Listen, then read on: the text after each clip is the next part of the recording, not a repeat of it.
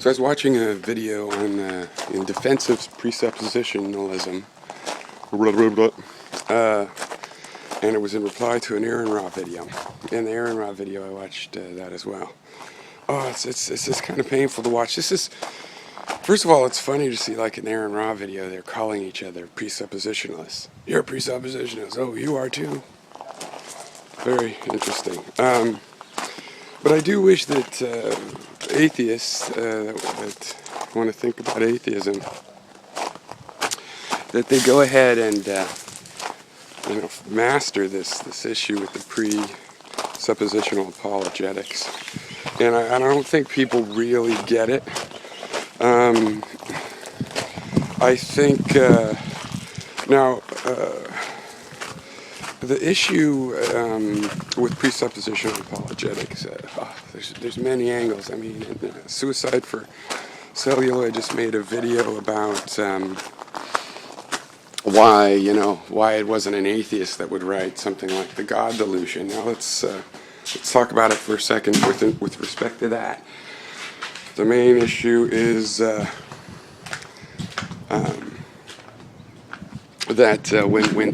when philosophers in the West were still debating theism, the last remnants of it basically are the presuppositional apologetics. So I think the simplest way to understand it, I'll get back to this idea of a presupposition and the fact you need assumptions to reason with. You have to deal with something as if it's true in order to reason with it as if it's true. You don't actually have to believe it's true. You don't actually have to suppose it.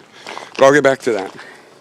I think the simplest way to describe the presuppositional apologetics is, you know how the regular argument seems to be like, well, do you believe in evolution? If not, where'd we come from? And even if you do, where'd we come from? Someone must have started it. Okay. Only in presuppositional apologetics, it's dealing with the logical starting points, right? And philosophers had trouble with this because they've been trying to explain why their reasoning is solid, and when they step back, you get to axioms that you can't prove. The so-called law of cause and effect, the law of the excluded middle, the law of identity, a lot of these logical truths.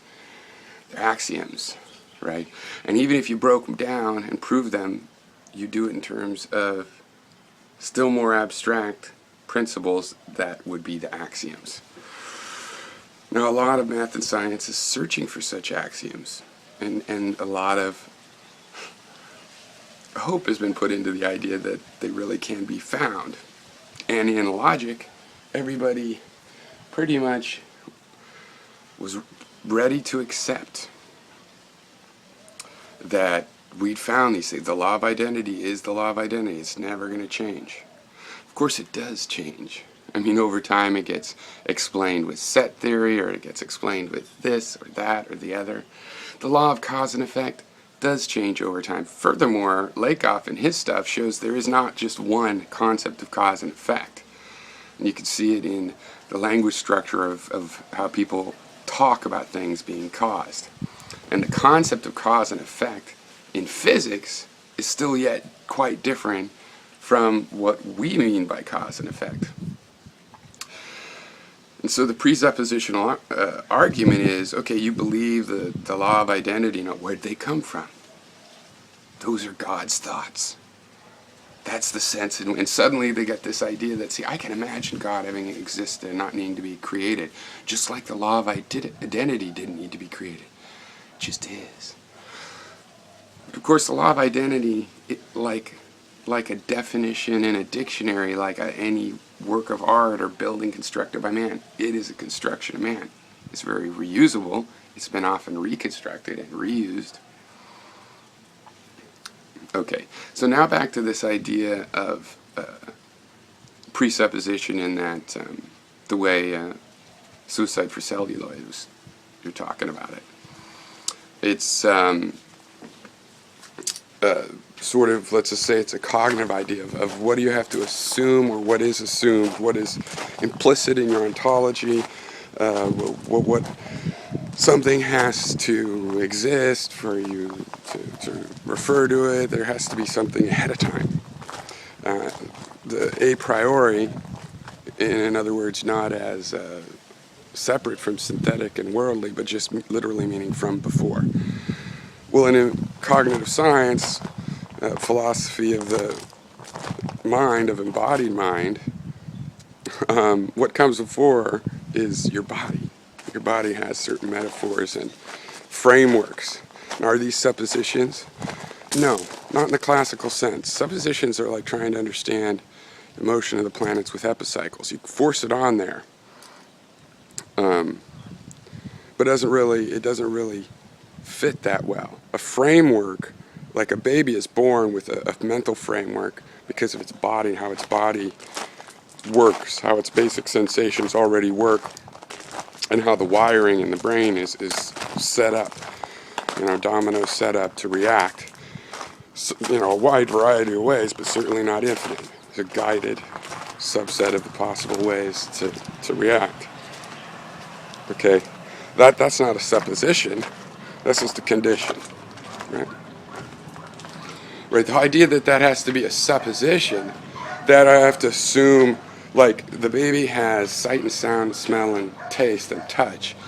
The fact that the idea that those exist is not a supposition. The supposition would be that those are giving correct information. And I would argue that animals don't make that. That's philosophers and modern people and people coming out of church that make this assumption that it's true. Most animals just take it for what it is. Pain is pain. Am I really in pain? I mean, most animals, even a human that knows, oh, I have no damage, it's like, am I really in pain? No, it's not that. You don't have to suppose it's real. It is what it is, right? The idea that you have to suppose it comes from trying to work back from, well, my conclusion, I can't believe this thing stayed alive. I thought the cats killed it when they knocked it over. Interesting. It's like a weed with a pineapple on top. The idea is that, in my view, is that philosophers spent a lot of time going, well, geez, we're so smart. We got all these right answers. Let's go back and see where they came from. And they came to these assumptions. And then they're like, well, the assumptions must be true. They're a priori or this or that or whatever. And that's what makes them suppositions, because it's like, oh, we take the law of cause and effect to be true, then we derive from it. That's not how it worked. What we had is a body. A brain evolved to run the body. We use the brain abstracted metaphors. It's like to run the body, you have to have a lot of bells and whistles that have more than one purpose, more than one thing they can be put to use for. And through metaphor, we explore those other purposes. There's no supposition because it's all a much more organic process. The need for a supposition from which you start is an attempt to describe the world without talking about bodies. Right? To describe the world without respect to a particular person or persons at all, in a sense. What are these absolute truths? Law of cause and effect has nothing to do with people. But, as far as that can go, you can get rid of and measure a lot of your biases and pretend you're getting rid of the body, but in the end you can't. Why? Because when you strip it all bare, we're struck here with, well, what are our starting position? What are the a priori truths or the suppositions or the organic? What is it that we're starting from? And we're starting from a body. And all of our reasoning comes back to the body. Therefore, things like the time is in, the future is in front of me. Life is a journey, Everything is some sort of metaphor about space and time. Ideas, can be grasped, which comes from grasping. And Lakoff and all them, have cataloged a lot of these metaphors and in many, many different, with anthropology as well, many different cultures. And the picture's pretty clear. So that's our starting point. Now, you can say, oh, but that's still a supposition or a presupposition. Well, no, because it's like this. I think we're still trying to fix the idea of cause and effect, of consequence is actually a better generalization. We're working on that. We have theories on that. The law of identity, especially the law of the excluded middle, and you have fuzzy logic and other things. We're still working on them. We're not working from them. Those are actually the endpoints of where we are now. Right? It's not actually where we're coming from. And when you do a little argument that puts things in reverse and you start from the abstractions, yeah, but chronologically and mentally, day by day, and as we go on, it's actually the abstractions we're working on. And what we take for granted is not law of cause and effect. We don't presuppose law of cause and effect. We presuppose law of color and space, right? Of frequencies. What we take for granted, our axioms, if you will, are our senses, right? Everything else, we're constructing an idea and we're describing using metaphors that, if you follow them back, come back to simple things like grasping, tangibility. I don't like the look of that. I don't like the sound of that. And you're talking about somebody's idea that you read. We use metaphors from our body and our sense. That's what we're starting from. That's the stuff we can't escape. That's not satisfactory from a classical perspective because they don't want thinking to be based on everybody's, earthly, mundane sensations. But that's the way it is. And I think it's good news because it solves this a priori question.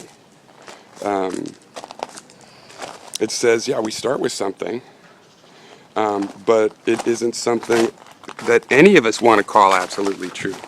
It's something we want to call raw data. So the classical goal of trying to find something absolutely true to start from, that goes away. There is no such absolutely true thing. Now, I don't find that much of a loss because I want an epistemology that explains how we don't start with those things, how we start with raw data. And the answer is we have, through evolution, a data collection machine. And it provides the raw data in its own image. Right? The camera takes with its own resolution. If it's black and white, it takes black and white. If it's color, it takes color. The bias is so built in, it'll give you a new idea of bias. Now we come back to the question of, well, but where does the reasoning come from? How do we figure those things out? Well, I think we're going to discover that as we study brains, and specifically the physics, the chemistry of brains. If we find new phenomena, we'll apply more and more math to describe those patterns as succinctly as possible. And in that mathematics, that's where I expect to find an explanation of why physics turns into thinking. And I already think that this is happening in quantum information theory, where we have this sublime convergence of entropy, a tremendously important issue in nature, entropy. It's like why time seems to go in one direction, and entropy is united with information. And to me that looks like the beginning of an explanation of how physics leads to thinking things. Yeah, I really liked Celluloid's video, Celluloid I did, and the other one on the why a philosopher didn't write, the God Delusion. Aaron Ra is painful to watch, discuss that stuff, just painful. But be that as it may, I mean, at least I don't know, he seems like a likable sort, like compared to Thunderfoot, who is even worse arguing this kind of stuff and doesn't seem likable at all. So, all right, cheers.